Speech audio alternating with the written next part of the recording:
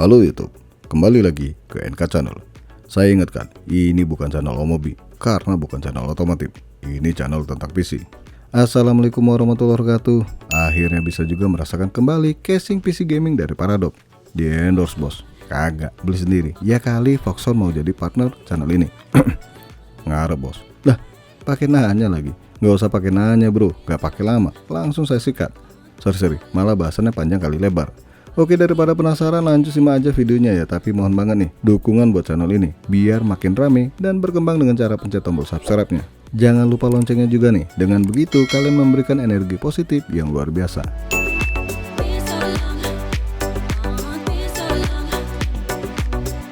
Paradox Gaming Piston White. Casing ini nggak ada hubungan sama sekali dengan motor, apalagi hubungan gelap. Tapi nggak tahu kenapa namanya ada piston ya. Bahkan di box casingnya pun ada gambar piston. Mungkin piston punya makna membuang udara panas di dalam casing, atau nggak ada makna sama sekali. Entahlah, silakan tanyakan sama yang buat casing ini. Saya nggak kenal.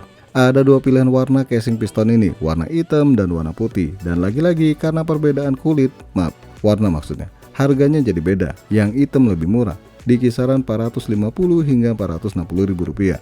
Sedangkan yang warna putih itu di kisaran 500 hingga 530 ribu rupiah. Dan kebetulan saya suka warna putih ya, jadi harus nambah duit dikit nih. Putih, memang menggiurkan sekali. Selain tulisan piston, ada informasi di bagian samping box casing ini. Informasi tentang ukuran dan bobot casing, gak lebih, itu doang. Oh ya, agar kalian gak salah beli, casing ini hanya support motherboard micro ATX sama mini ATX. Jangan beli motherboard standar ATX atau malah extended ATX, nanti casingnya gak ada guna sama sekali.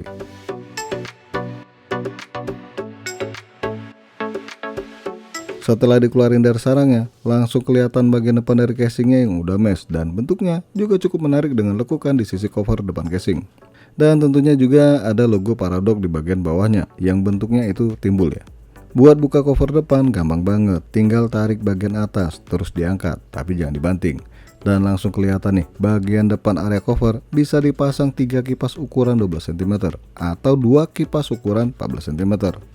Lantas gimana nih cara menutupnya kembali? Tinggal kalian masukin dua kaitan ini ke lubang cover depan dan tinggal ditempel karena ada magnet di bagian cover ini. Keren sih, jadi inget casing Montec yang harganya hampir 1 juta.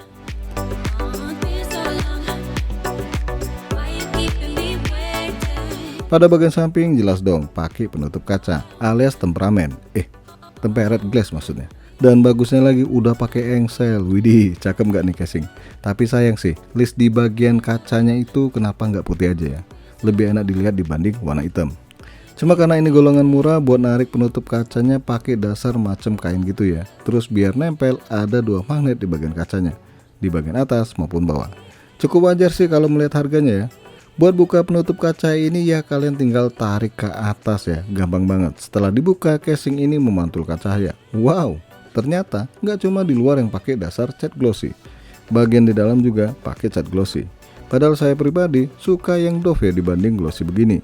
Tapi selera orang pasti beda-beda. Mungkin ada juga yang suka glowing, glossy. Casing ini udah pakai power supply cover yang bagian power supply-nya itu bolong. Ya buat flexing merek PSU dong. Terus kelihatan bonus 1 kipas RGB bagian belakang. Dan coba lihat ini, ruang kabel manajemennya luas banget untuk kelas casing harga segini. Widih, cakep. Dan juga susunan kabel manajemen casing ini cukup baik loh.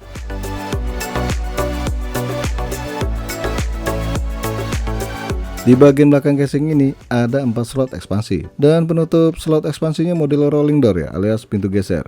Tinggal kendorkan baut, geser ke kanan buat dibuka dan ke kiri buat ditutup.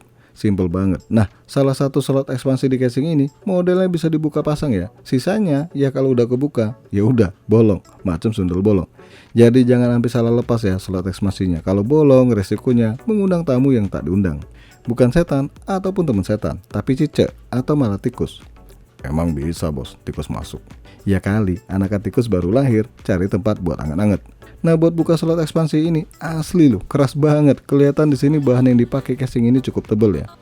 Ini buat buka satu aja pakai tenaga, sampai pegel kaki saya. Tangan maksudnya.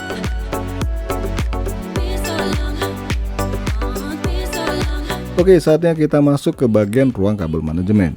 Yang mana di sini tutupnya nggak ada tonjolan yang menggoda. Tonjolan itu bikin susah ya. Bahas apa nih? Penutup casingnya itu rata, model beginian itu lebih baik dibanding yang ada tonjolan.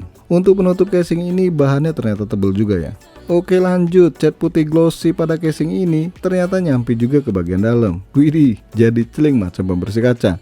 Pas penutup udah dibuka, udah kebayang nih cara ngerapin kabel-kabel di dalam casing ini. Dan juga storage yang bisa dipasang seperti casing pada umumnya. 2 kali SSD dan 2 kali hard disk. Terus cukup banyak tempat buat ngaitin kabel tis di casing ini. Pokoknya bakalan asik merakit di casing piston ini.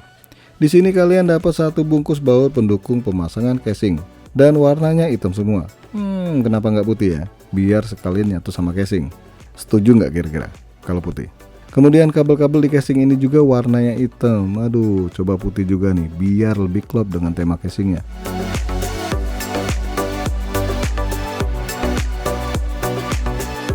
Oke lanjut, di bagian atas casing ini kelihatan dust filter putih lebar yang buat buka pasangnya cuma pakai magnet.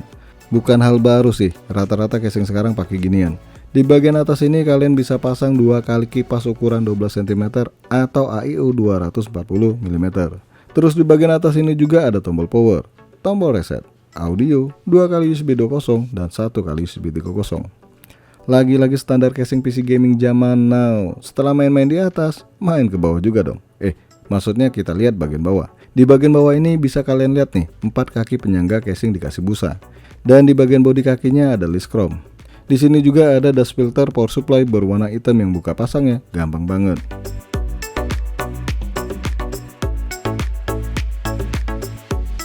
Lantas gimana nih pemasangan perangkat di casing ini? Oke, kita bahas satu persatu nih, biar nggak membingungkan. Buat pasang power supply bisa dibilang gampang banget. Beneran, tinggal plug and bauters. Apa itu bos? Gampang pasang baut maksudnya, biar kelihatan Inggris gitu loh. Untuk pemasangan back panel motherboard dan juga motherboardnya mudah banget. Buat pemasangan VGA pun juga sama, gampang ya. Ya paling itu sih, buat buka penutup slot ekspansinya itu rada butuh tenaga ya. Untuk pemasangan hard disk di casing ini kalian tinggal pasang 2 baut model beginian beserta karet penutupnya. Jadi sistemnya model geser alias didorong ya. Terus setelah dimasukkan ke rak hard disknya baru deh dikunci dengan baut maksudnya.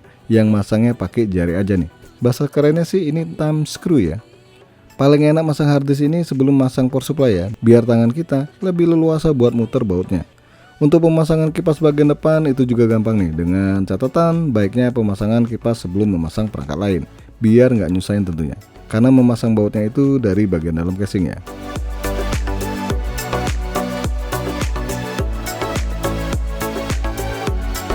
Terus perapian kabelnya gimana nih? Di sini bukan api unggun ya, perapian di sini artinya merapikan atau menata kabel di casing paradok piston ini. Jawabannya gampang banget ya, karena ruang kabel manajemennya itu luas ya, dan susunan kabel di casing ini pun tergolong baik. Bahkan andai pun kalian mau nambah perangkat nih, yang pastinya bikin kabel-kabel numpuk di area belakang, tetap juga masih bisa dirapikan kabelnya. Pokoknya ruangan kabel manajemen tergolong oke punya nih di kelasnya. Tapi biarpun demikian, bagi saya ada hal yang kurang saya sukai di casing ini. Pertama, catnya putih glossy. Kayak gimana gitu ya kalau glossy? Mending putih dong. Terus penutup samping bagian kabel manajemen. Ini susah banget ya ditutup setelah dibuka, macam aib. Tapi ternyata bagian pengunci tutupnya itu terlalu sempit. Ya kalian mesti benerin dikit nih, baru gampang buka tutupnya. Dan terakhir, bonusan kipas dari casing ini. Jenisnya sih mungkin RGB ya, tapi banyak mode yang bisa ditampilkan.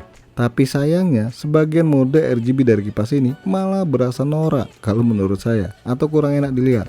Sayang banget sih, kalau bisa disetting sih nggak masalah ya. Tapi ya namanya bonusan, jangan protes. Ya intinya cuma itu doang ya kekurangan yang saya rasakan di casing satu ini.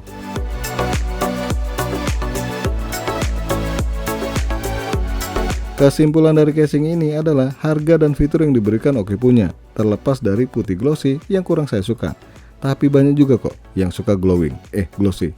Di rank harga yang diberikan ini jelas casing ini jadi pilihan layak untuk dibeli. Oke guys, sampai di sini aja dulu bahasan casing PC gaming murah di harga 500 ribuan ini. Jangan lupa untuk subscribe, like, dan share. Makasih udah mampir di NK Channel.